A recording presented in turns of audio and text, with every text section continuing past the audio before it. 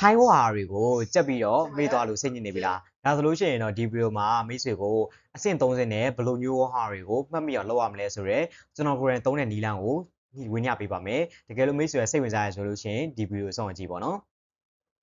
โอเคမမေ့ဖို့အတွက်အဆင့်30ဆိုပြီးရရှိပါတယ်ပေါ့နော်ပထမဆုံးတစ်စင်းကကြတော့အဲ့ဒီဝါဟာစကေလုံးပေါ့နော်အရင်ဆုံးမှတ်မိအောင်လုပ်တာပဲဖြစ်ပါတယ်ကိုကအခုလေ့လာပြီးရဆိုလို့ရှိရင်နောက်ထပ်10မိနစ်2မိနစ်လောက်ထိမှတ်မိသေးတယ်ပေါ့နော်အဲ့ဒါကလည်းမှတ်မိရပဲပေါ့နော်အရင်ဆုံးမှတ်မိအောင်လုပ်ရမယ်ဒါပထမဆုံးအရေးကြီးတဲ့အဆင့်ပေါ့နော်ဒုတိယအဆင့်ကကြတော့အဲ့ဒီကိုမှတ်မိသွားတဲ့စကေလုံးကိုနောက်ထပ်ကိုတိတယ်ပေါ့နော်အခြားဝါစကေလုံးတွေနဲ့ပေါင်းဆက်ပြီးတော့ဝါကြဖွဲ့တာပဲဖြစ်ပါတယ်ဝါကြဖွဲ့တာကအရန်ဥမှာအရေးကြီးပါတယ်ပေါ့နော်ဝါမိတ်ဆွေကဝါတလုံးလေးလာလို့ရှိရင်ဝါကြကို3ချောင်းလောက်ထိအောင်ဖွဲ့ကြည့်ပေါ့နော်ဒီဗီဒီယိုပြီးတဲ့ခါကျလို့ရှိရင်လည်းကျွန်တော်နမူနာပြပေးမယ်ပေါ့နော်ထပ်ပြီးတော့တတိယဆင်းကကြတော့လက်တွေ့ပြန်လေအသုံးချတာပဲဖြစ်ပါတယ်မိတ်ဆွေကလေးတော့လေ့လာလိုက်တယ်ဒါပေမဲ့လက်တွေ့ပြန်လေအသုံးမချဘူးဆိုလို့ရှိရင်အဲ့ဒါကမိတ်ဆွေရဲ့အုံနောက်ထဲမှာပဲရှိပြီးတော့တကယ်ပြန်ပြီးတော့အသုံးမချနိုင်တဲ့ဒါမျိုးထင်နိုင်ပါတယ်ပေါ့နော်ဆိုမိတ်ဆွေကလေ့လာပြီးရဆိုလို့ရှိရင်လက်တွေ့ပြန်လေအသုံးချဖို့ကအရန်အောင်မှာအရေးကြီးပါတယ်ပေါ့နော်ထပ်ပြီးတော့အဖို့ tip ပေးရမယ်ဆိုလို့ရှိရင်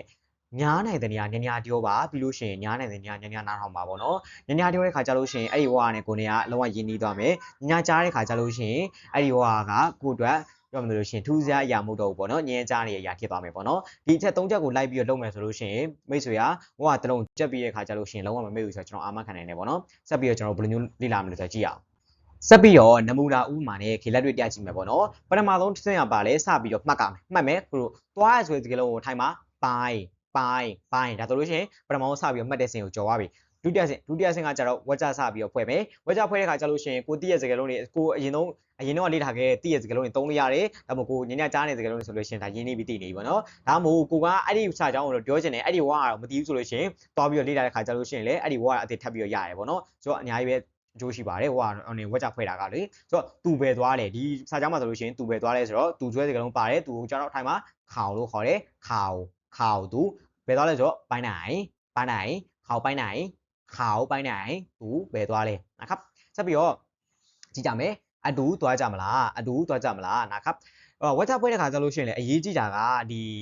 ီမတီရှိတဲ့စာကြောင်းတွေကိုဖွဲ့ရဆိုရတဲ့လေဒီအဲ့ဒီစာကြောင်းနဲ့အဲ့ဒီစကေလုံးနဲ့ပတ်သက်ပြီးအတုံးများဆုံးစာကြောင်းတွေလိုက်အတုံးများဆုံးစကေလုံးတွေလိုက်ပြီးတော့ဖွဲ့မယ်လေဖွဲ့တာပို့ပြီးတော့ထိရောက်တယ်ပေါ့နော်ဒီမှာဒီစာကြောင်းတွေဆိုလို့ရှိရင်ဒီပိုင်းနဲ့ပတ်သက်ပြီးတော့အရန်မှာအတုံးများရယ်ပေါ့နော်နေ့တိုင်းဒီပေါကိုပြောရတယ်นะครับအားကြောင့်ဒီလိုမျိုးစာကြောင်းတွေကိုအတုံးများတဲ့စာကြောင်းတွေရွေးပြီးတော့ဖွဲ့တာအရန်မှာထိရောက်တဲ့နေ့တိုင်းဖြစ်ပါတယ်ပေါ့နော်အတူသွားကြမလားဆိုလို့ရှိရင်จะไปด้วยกันไหมအတူသွားကြမလားนะครับ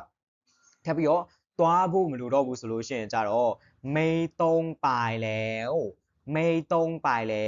่ต้องကကြတော့မလိုဘူးပေါ့နော်ပိုင်းကကြတော့သွားတယ်ไม่ต้องไปသွားဖို့မလိုဘူးလဲကကြတော့မတော့ဆိုပြတာတင်နေပေါ့နော်ไม่ต้องไปแล้วသွားဖို့မလိုတော့ဘူးไม่ต้องไปแล้วသွားဖို့မလိုတော့ဘူးนะครับဆိုတော့ဒီမှာဆိုလို့ရှိရင်ခေတို့ပထမဆုံးဆင့်ကစပြီးရမှတ်တယ်ဒုတိယဆင့်ကကြဝက်ကြဖွဲ့ကြည့်ရယ်ဝက်ကြဖွဲ့တဲ့ခါကျလို့ရှိရင်မသိတဲ့စကားလုံးတွေပါလို့ရှိရင်လည်းသွားပြီးလေ့လာလို့ရတယ်တီးပြီးစကားလုံးတွေဆိုလို့ရှိရင်လည်းတခါလေးပို့ပြီးတော့မှတ်မိသွားတယ်ပေါ့နော်နှစ်ဆင့်ထည့်သွားပြီတတိယဆင့်ကကြတော့ခေတို့သူပဲသွားတယ်ခေါက်ပိုင်းနိုင်ဒါဆိုလို့ရှိရင်တခါလေးဓာတ်ရိုက်လေ့ကျင့်နေရလေဥပဇက်ကနေပြီးတော့ action လိုက်ပြီးတော့ယူနေပြီနော်အဲ့ဒါဆိုလို့ရှိရင်ကျတော့ဓာတ်ရိုက်လေ့ကျင့်တာဖြစ်သွားပြီပေါ့နော်ဒါကကြောင့်တတိယဆင့်ကိုသွားပြီးကြော်ဖြတ်သွားပြီခေါက်ပိုင်းနိုင်จะไปด้วยกันไหมไม่ต้องไปแล้วนะครับโอเคဆိုတော့ထပ်ပြီးတတိယဆင့်ကကြတော့ဒီအပိုထစ်ခါကြတော့ဘယ်လိုမျိုးလုပ်ရမလဲဆိုလို့ရှိရင်အဲ့ဒီပိုင်းဆိုစကားလို့ညကြအောင်လုပ်ရမယ်ပြီးလို့ရှိရင်ညပြောရမယ်ပေါ့နော်ပိုင်းကိုတစ်ခုသွားရဆိုလို့ရှိရင်လည်းပိုင်းအဲ့လိုမျိုးပြောရမယ်ပေါ့နော်ဆိုတော့ဒီဟာမှမဟုတ်ဘူးထပ်ပြီးတော့အများကြီးတဲ့သုံးတဲ့စကားလုံးတွေရှိသေးတယ်ဥမာဖုံပိုင်းထမငါကျွန်တော်အလုပ်သွားလုပ်တယ်အဲ့လိုမျိုးပေါ့နော်အသုံးများစကားလုံးတွေနဲ့ရွေပြီးတော့ကိုအောင်ဖွဲ့ကြည့်ပေါ့နော်အဲ့ဒီစာကြောင်းထဲမှာဖွဲ့မဲ့စာအဲ့ဒီကိုဖွဲ့ခြင်းတဲ့စာကြောင်းထဲမှာပေါ့နော်ဒီ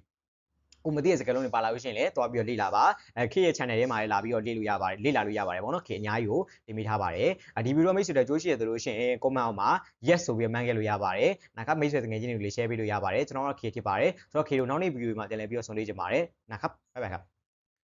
ထိုင်းစကားကိုတကယ်ပြောတဲ့ချိန်ပဲဘယ်လိုမျိုးလေ့လာမှမသိဘူးဆိုတဲ့သူတွေအတွက်ခေစီမှာထိုင်းစကားကိုအခြေခံကနေစပြီးတော့ကိုပြောချင်တယ်ကိုပြောနိုင်တဲ့အထိပေါ့နော်စာတကြောင်ဒီထိုင်းချက်စရာမလိုပဲနဲ့စပွားနေစနစ်နဲ့တင် जा ပေးမယ်ထိုင်းစကားတွေကိုတည်တံစပွားနေစနစ်တင်တန်းရှိပါတယ်စိတ်ဝင်စားရဆိုလို့ရှိရင်ခေနေလေပဲဆိုရဲ Telegram နေပြီးတော့ဆက်သွယ်လို့ရပါတယ်ဒါမှမဟုတ် Thailand ခွေပိုင်ခေဆိုရဲဒီ Facebook ဒါမှမဟုတ် Telegram channel ကနေလည်းဆက်သွယ်လို့ရပါတယ်ပေါ့နော်ထပ်ပြီးတော့ဒီထိုင်းစာရေးဖတ်ပြောတဲ့ခေစီမှာတက်လို့ရပါတယ်ပေါ့နော်လုံးဝ100ခန့်ကျွမ်းကျင်ဒီတင် जा ပေးပါတယ်ဆိုတော့အတန်းထဲမှာတင်လဲပြီးတော့ဆုံးလေးကြပါတယ်ဘိုင်ဘိုင်နာครับ